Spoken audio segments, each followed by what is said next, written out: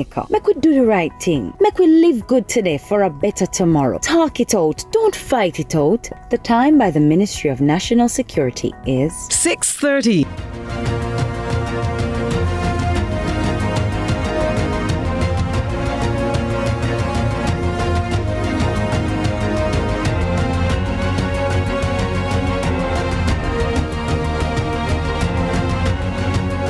Hello and welcome to Lead Story here on CVM TV. I'm Giovanni Dennis. We're continuing to speak with new and returning members of Parliament against the background of a new Parliament soon called to order for a next term. What will they do for their constituents, these new and returning members of Parliament? And in this instance, this person who I'm about to speak to will also have to, in all likelihood, manage ministerial responsibilities. And his constituency is a very important constituency in the context of any election, whether general or a local government election. We're talking to Member of Parliament-elect for St. Elizabeth South West, Floyd Green, who is also the incumbent and still is the Minister of Agriculture. Mr. Green, thank you so much for joining us. Happy to be here. Thank you for having me. I was saying to you before we started just now that your constituency is what we call a bellwether constituency. It means that in every single election that Jamaica has had so far, the person who wins that seat, the party that wins that seat, usually wins the general election.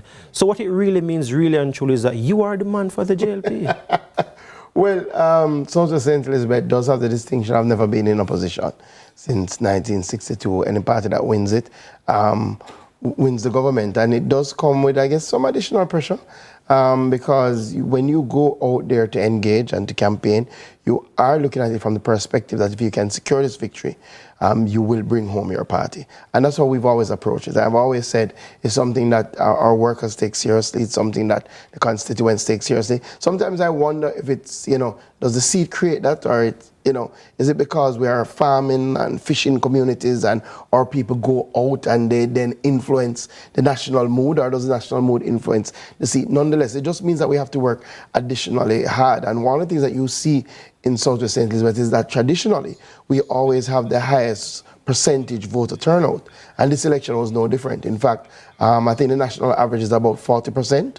We came out at 53%, which is 13% above the average. So our people are into politics. They appreciate politics. They appreciate representation. So part of my job has been to secure the seat for the Labour Party, try to ensure that every time we go to the people are willing to put their trust and confidence in me, and to keep our organization intact, to keep our management team intact. It's a team effort within an election.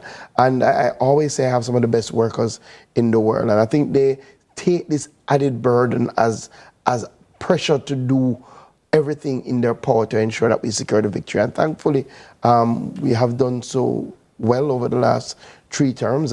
This was an exciting campaign. It was a challenging campaign. Every campaign comes with its nuances, but I think this was our best campaign. I think that this was the best we put out. You mentioned the additional pressure of being, the incumbent in a bellwether seat. Talk to me a little bit about that. Like, what's the additional pressure like? Well, remember, every talk show is the center of attention. In some constituencies, your work isn't as scrutinized. You go from election cycle to election cycle. In and out of season, people are speaking about Southwest St. Elizabeth. When it comes into election cycle, we get our own polls. So not only do you hear what's happening nationally, you often hear what's happening in the constituency. Again, so it's like you're consistently under scrutiny. Plus, I think it's the makeup of our seat. We have very proud, hardworking, determined, dedicated people who they engage with politics a little differently. It's about values, it's about representation, it's about being present. You speak about values, and there are a lot of questions about values and ethics in this election, and accusations of vote buying, voter suppression. And I do want to ask a little bit about that, because I saw Miranda Wellington saying some stuff on social media, and I want to put those to you when you come back from the break. As well as the People's National Party are making some claims as well, wanting an independent inquiry into the election. We'll hear more about that and speak to a former director of elections when we come back. Stay with us here on Lead Story here on CVM TV.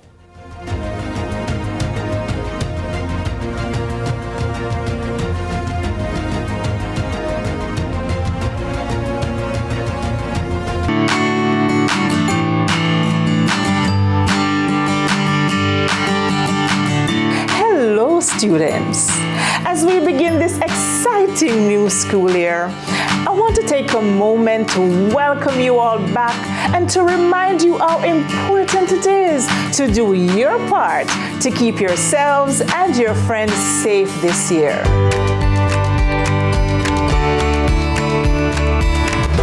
School is a place for learning, growing, and having fun with your friends. But remember, it's also a place where you need to stay alert and look out for each other. Here are a few simple tips to help keep you safe.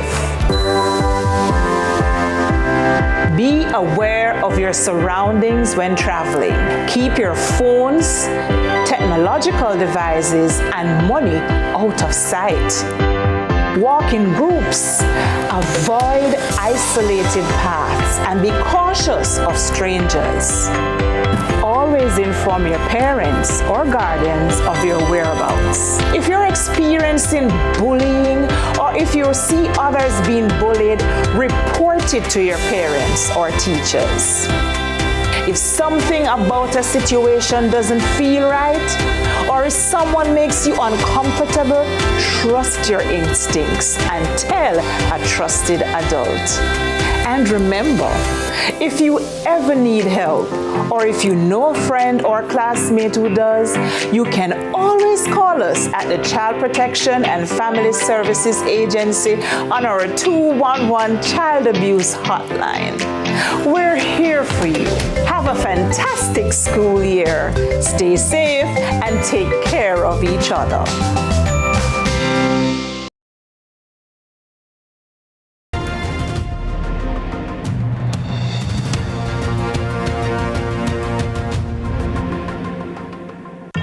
Welcome back to Lead Story here on CVM TV. I'm Giovanni Dennis. Now, at a press conference today, PNP President Mark Golding called for an independent inquiry into the general election. Now, let's go with what the president of the PNP said today, calling for an independent inquiry into the general election.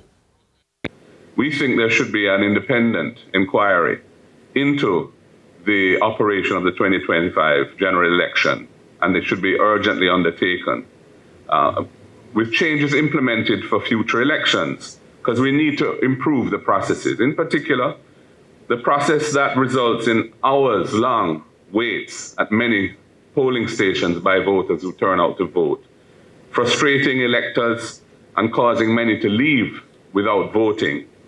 And this factor is exacerbated by the law, which only gives 3 hours as a window to employees to be away from their workplace during working hours for voting, which is clearly inadequate in Jamaica's modern realities when you consider the time for transportation to get to a polling station from the workplace, depending on where the person works and where they vote, and the lengthy delays in the lines in some polling stations.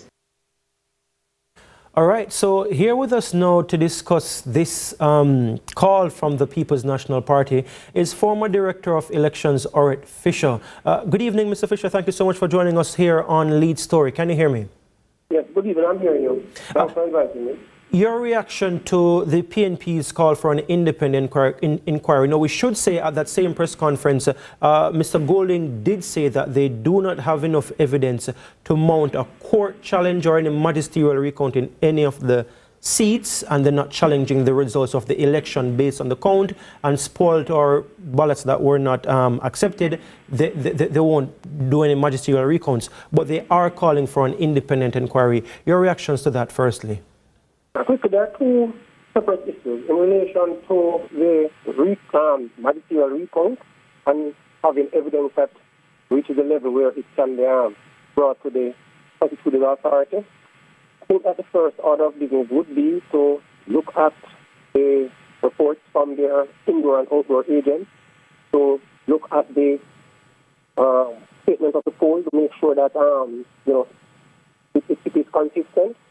And you will hardly find, I think it's impossible you would find a court that would overturn 2,000 odd votes. So I can understand that. But the option that would be available there is they need to examine the ballots in a particular constituency would be to go to what is the traditional appeal And that usually comes take much longer as opposed to when it goes to the election court. And then that would allow them to examine the ballots in that same constituency. What's the substantive factor that you raised in relation to the inquiry? And what is I'm so sorry, Mr. Fisher, but we just lost it for a second there. And I want to make that point you were making in relation to the call for an independent inquiry. Are you back with us? So we're speaking with former Director of Elections, Floyd Fisher. Yes, Mr. Fisher, are you back with us? Yes, I'm here. I'm so sorry. You dropped out for a second there. You were speaking about the call now for an independent inquiry. Yes, I'm saying during my time, the Director of Elections was required to produce a very detailed report on the election to the Commission. That would be done, within a year and a half. But given what we have heard, I would think that request would be very urgent and would be expected within weeks. Okay? And that report,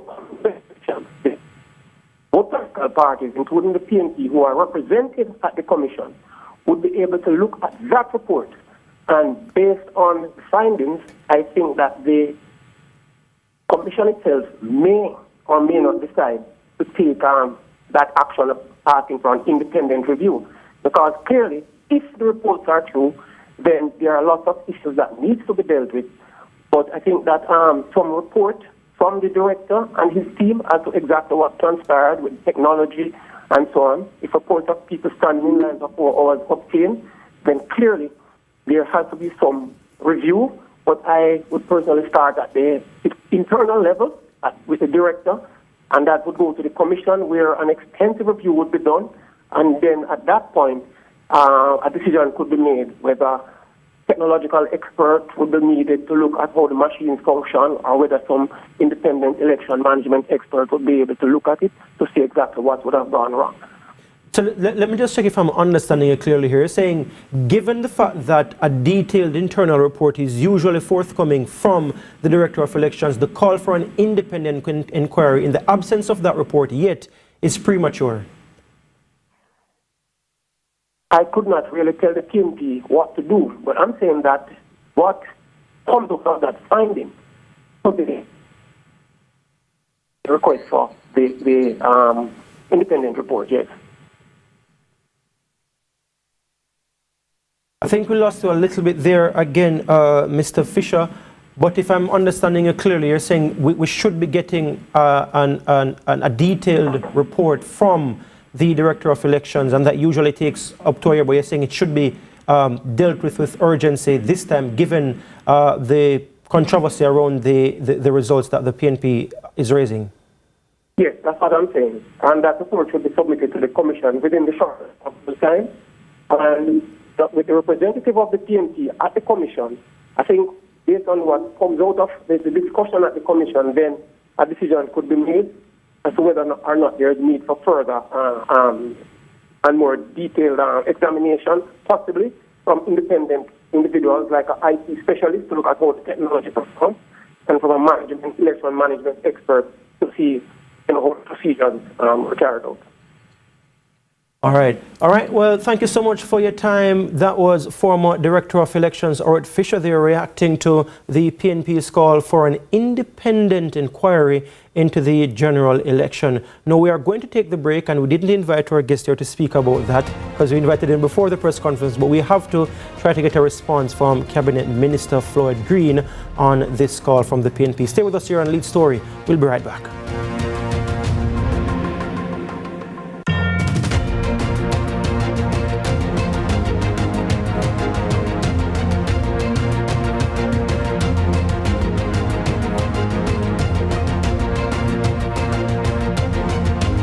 Is paving the way to becoming a republic or future or choice. The time by the Ministry of Legal and Constitutional Affairs is 6:45. We want a piece for Jamaica. Yeah. Yo, what are you? Oh man, no, no, brother, no, man, mash up that, man. You see you ever play ref? No, game, yeah, but I look a bad game. No, I said, person, no come from, brother, I want to live good, man. I have to live good, brethren. No shake on, I can play a little ball, brethren. Really have to shake on? Yeah, man, and no badness, brethren. Just live good, man. Come together as one and make the violence done. Get tiles and get creative with your floors, walls, and all the spaces in between. Our knowledgeable sales consultants are happy to help create your beautiful finish with the latest designs in first quality porcelain, wood look, vinyl, mosaics, natural stones, and countertops. At Creative, you will get every tile you need for your residential or commercial projects. Creative Building Finishes, your one-stop shop for everything tiles. Visit our showroom at 5 Red Hills Road or call 876-929-5553. Get tiles, get creative.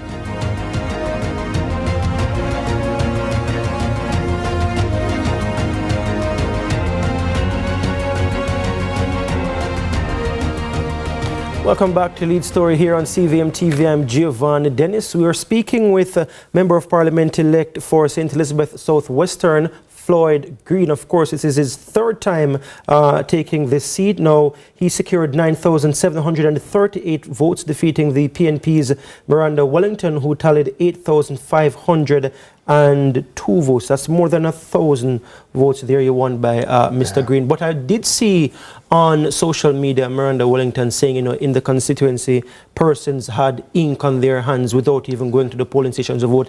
Claims of voter suppression and vote buying. I think it's unfortunate, and I think the same thing is happening at the local level as happening at the national level in the PNP. And it's literally facing defeat and trying to blame somebody else other than yourself, right? Oftentimes when people go through electoral defeat, they try and find all sorts of reasons. They talk about vote buying, they talk about voter suppression. That has never been the case in Southwest St. Elizabeth. And when you lose by 1,200 votes, when the person who defeated you polled the second highest voter outcome in the country, that's a significant defeat, and none of the claims could have led to that. But I think what happened and what has happened to the PNP at both levels is that literally they started to believe their own hype. They started to believe their own pronouncements without the work to back it up. So they believe it was a foregone conclusion. If you look at the national level, and if you listen to Dr. Chang's interview as General Secretary, he told you minimum of 35 seats. He told you that Rhoda Crawford would win. He told you that Tova Hamilton would win. He said these things before the election. So the only person really surprised is the PNP. And I think what they're trying to do is cauterize internal fallout. Quite frankly, they know that having gone out there, their GenSec having been so braggadocious and called the election and we're ready and it's going to be 40 seats and not being able to win, then they have to find a reason. What do you make of this call then for an inquiry? So this is what election? They're doing. They're trying to deflect. They're trying to not take responsibility for the defeat. They're trying to say things like, do an independent review, when they know very well that in the general course of things, our detailed report will be done, will be submitted to the ECJ, which has independent members, has 2 members from the PNP, 2 members from the JLP, and a majority of independent members who will do a review that happens every election. So when you hear this, it's them putting it out there to say to their internal population that, listen, it's not our fault, let's review. When you hear about waiting in line, people have complained about the delays, no question. But the delays didn't affect PNP. The delays affected everybody. So just as the president could sit down and say, boy, people stayed in line and turn back, he would have to be able to say that more PNP turn back than JLP because of the time and because of the limited time. None of it makes sense. Quite frankly, what they're really trying to do is deflect from taking responsibility for their poor leadership and stewardship of the organization that didn't lead to a PNP victory, especially after going so far out. And it's the same thing that happened locally. They really took a different approach to this campaign. We're used to robust campaigns, but we're not used to campaigns where my paraphernalia is torn down. We're not used to campaigns where it's almost like... Did that happen in your constituency as well? Absolutely. But we didn't complain. Because as I said to my people, listen, boards don't vote. Boards don't win election. So don't lose focus. Focus on going out on the day. Focus on getting our organization.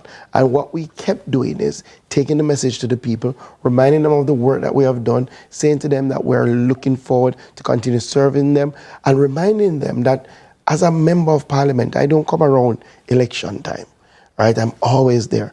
I'm at their birthdays, I'm at their church services, I'm at the funerals, I'm at the dances. I live with my constituency. And as such, I cry, I celebrate with them. So we have that bond. And we said, focus on the bond, because if you have that bond with your representative, it stands to reason he will continue to serve you well. And I think what you saw at the national and the local level was a focus on our organization, on our achievements, and what more we could do. And when you look at how many seats we lost by under 1,000, you realize that Dr. Chang was spot on to say a minimum of 35, but we could have gotten more, right, if some other things fell into place. You speak about being in the constituency and being given at the dances. You're at some of these dances that going against past a lot of times as well. MP Green.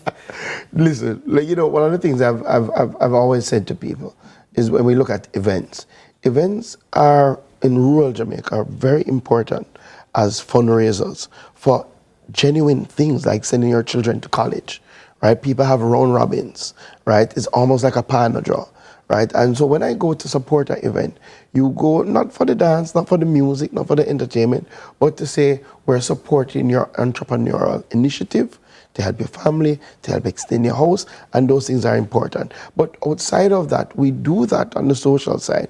But I think one of the things that my constituency can say is that they've seen real improvement in infrastructure, roads, in water, but that there's more to do. And that's one of the things we said in this election. And that's where I want to go, because that's literally why I brought you here today. Like, what are your plans for your constituency? Your constituency was significantly affected by Hurricane Beryl last year. We flew there the day after Hurricane Beryl. You, the Prime Minister, was there as part of a media team following and looking at what happened in the constituency. They were significantly affected. And coming into this election, there was a concern to see whether, depending on how the constituency voted, it would have been an indication of whether they were satisfied with their response to Hurricane Beryl and how the farmers were affected. How are they doing now in the constituency? Because I gather that some people are still reeling from that. Yeah, so when you get a Category 4, almost a Category 5 hurricane that caused such significant damage across so many communities in the constituency, recovery is never easy. Thankfully, I think they recognize that I was there on the ground with them and that I helped to mobilize the recovery effort. And we have recovered significantly from Hurricane Beryl. Clearly on the agricultural side, 2 weeks after Hurricane Beryl, as Minister of Agriculture, I was in a church in Roxfield, in Flagaman, handing out seeds, saying to people, we know your house is not back up as yet, but get back out planting because we know this is your livelihood. And it came at a terrible time because people would just be getting their money ready for back to school. So we did help lead that recovery effort, and I think we did a good job at it. But there's still some people who are reeling. There's still some people who have not fully recovered, and we're going to help those people. Those people will not be left out. We continue to work on that. I think that is important. But I think the constituency showed, I think they rewarded the hard work. I think they rewarded the presence. I think they rewarded the campaign in and of itself, which reminded them of that. We did innovative things. We got generators so people could charge their phones. We really worked with JPS. We got the Ministry of Local Government down. So I think we showed that in the biggest crisis that we faced other than COVID, that we were responsive, we were there. I think that counted for something in the long run. You're not just a member of parliament, you're a senior member of the cabinet, you're the agriculture minister, one of the most important portfolios. How will you balance the demands of being the agriculture minister while still attending to the needs of your constituents in this term? I think my constituency know that they come first. And I take that strongly from... It helps that it's a farming constituency. No, well, remember, even before... I have been honored and humbled to be always given positions of service in terms of, I was state minister when I just came in, state minister of education, and then went to industry. So even when it was not, you would say directly the bread and butter issues that the constituency deals with, Member Warmington, who I take a lot from in terms of his service to his constituents, always says, listen, hopefully not in terms of his mannerism. Service to his constituents. He got the highest voter turnout. He pulled the highest votes. And there's a reason why he does, because he always says the constituency comes first. If you're not an MP, nothing else can fall into place, right? You will have to depend on being put in the Senate if you want to be a minister. But if you're an MP, you control that destiny for some degree. So my constituency comes first. I've always, since I've been elected, I do 4 days in the constituency. That hasn't changed from day one, despite ministerial, to now. Thursdays to Sunday, they know I do office hours, I do community office days, so I take the office to the people. Those things will continue, right? And clearly, you know... Will the parties continue as well? Because I know you don't just attend the parties and see stuff on social media, even keeping events down there as well. Oh, no, I will. You know, I keep a big event called We Still a Win. And thank you. It's normally around the 10th of January, so look for it 2026. I think people want to ensure that that continues because we raise money from that and give to our early childhood institutions. And we've used those funds to help register our early childhood institutions. When we came to the constituency, none of our early childhood institutions made the ECC mark. And what we've done is... Is this you sending a message to your own Prime Minister that the CDF is not enough, that you have to keep dance for raise money for help No, man, education? but you have to... No. I think no matter how much you put the CDF to, as a member of Parliament, and I would commend this to new members of Parliament, you have to find creative ways to get broad-based support of your platforms, right? My way, because of my background and my talent pool, is to keep an event, right, that is free to the constituency. On a separate point, though, do you think the CDF allocation needs to be improved to each constituency? There is no doubt that, and I think I've told the Prime Minister this already, right, that the CDF definitely needs to be more. When the CDF started, it was much higher than what it is now. But with that said, it's a balance.